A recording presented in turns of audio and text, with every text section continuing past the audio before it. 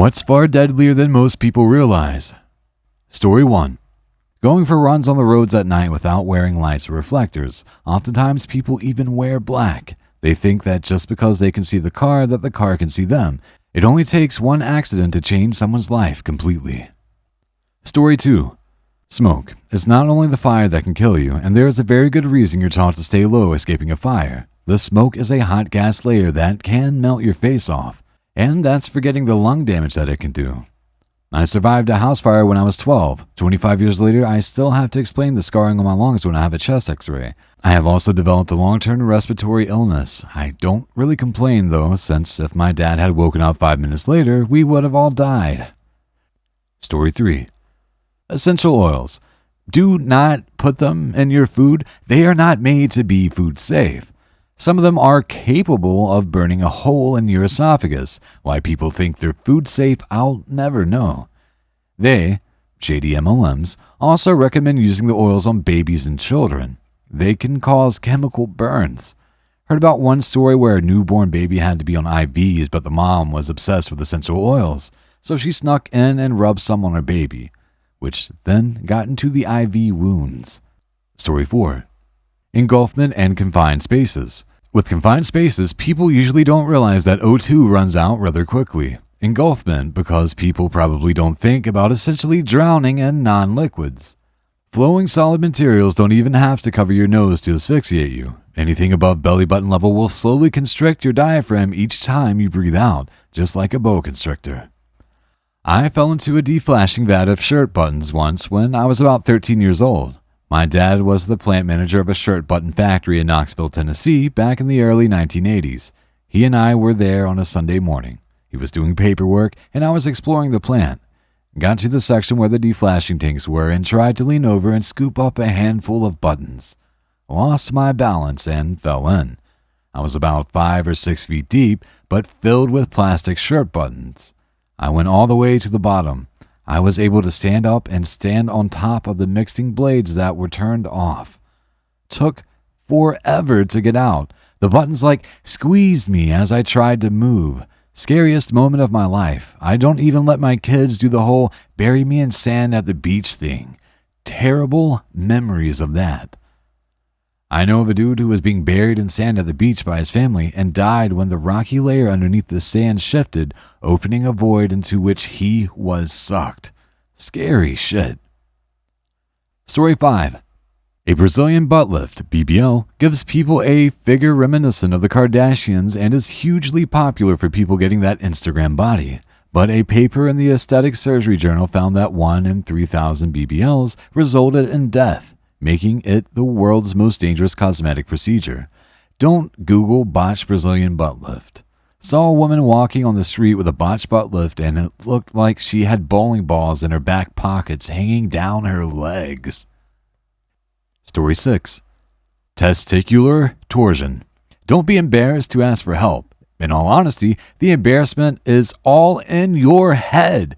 Doctors and nurses really don't give a fuck. They really don't care and aren't judging you one bit. They have seen everything and then some more. But they will judge you if you make the foolish decision not to seek help because of made-up embarrassment and lose your balls. The pain might not be severe, but you have a few hours tops before your balls die. I had emergency surgery to fix testicular torsion. I went to the ER because my right ball was very tender and painful to touch, and they ordered an ultrasound to confirm it was twisted. When the doctor returned, he said I was being booked in for surgery that day, otherwise I'd lose it. Went in at 10 a.m. and left at 6 p.m. with a stitched up sack. Wasn't very fun. Story 7. Holding your breath while scuba diving. To most people who don't scuba dive, it may sound harmless, but if you hold your breath and ascend even a little over a meter, you can suffer major lung damage as a result of the gas in your lungs expanding from the lessening pressure. When I was training to dive, my instructor took a gallon milk jug down with us, and he filled it half full with air and brought it upwards, explaining what he would do before we went down. It didn't take long before it filled completely with air and blew the cap off as we were going up. When we got to the surface, he said, "Imagine that was your lungs." Story 8. Grapefruit in combination with many prescription drugs.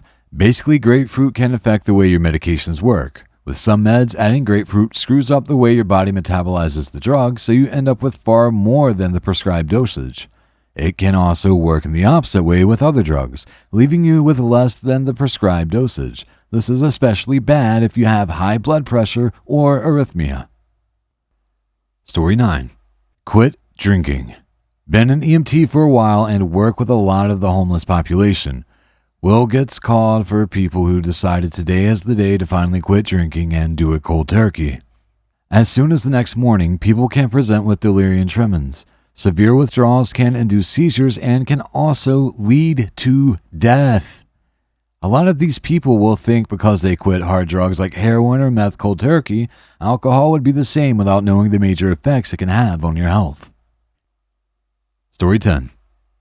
It's amazing how many people play around with them or swim just upstream of them. Almost no one knows the bottom of them is a death trap of rotating undercurrent, and almost no one knows how to escape one if you do get stuck in it. Even if you do know how to get out, you'll have a hell of a time of it.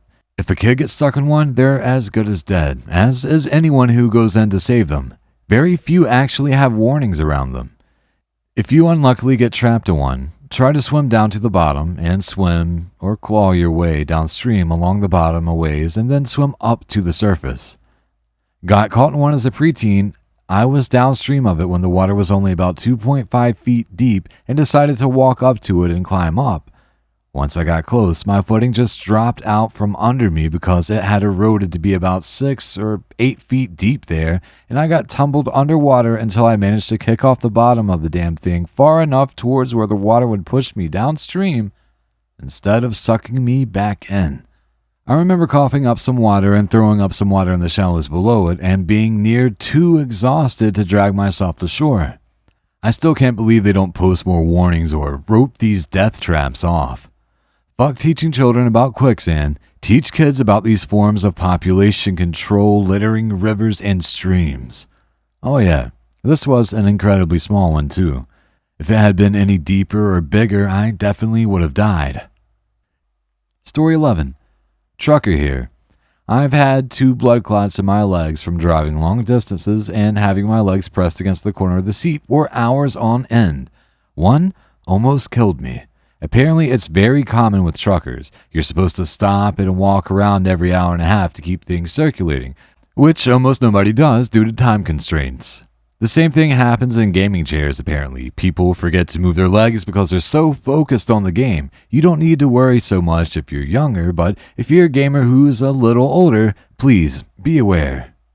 Deep vein thrombosis, DVT, is a well-documented effect of long-haul flights too, which is why pilots who fly long-haul and ultra-long-haul, flights lasting more than 10 hours, wear pressure socks. Passengers are advised to walk around the cabin once every few hours. With flights lasting up to 18 hours, this is a necessity. Get the blood moving. If any of these clots somehow dislodge and reach your heart, it's goodbye. Story 12. Get that UTI handled or get a nasty kidney infection. UTIs can also cause neurological symptoms, which is a fun bonus. My mom was in the hospital for a week because of this. She was mostly just loopy, asking the same questions 3 times in 5 minutes. Then it got interesting with UFOs and impossible human visitors. Even saw knights on horseback riding through the sky.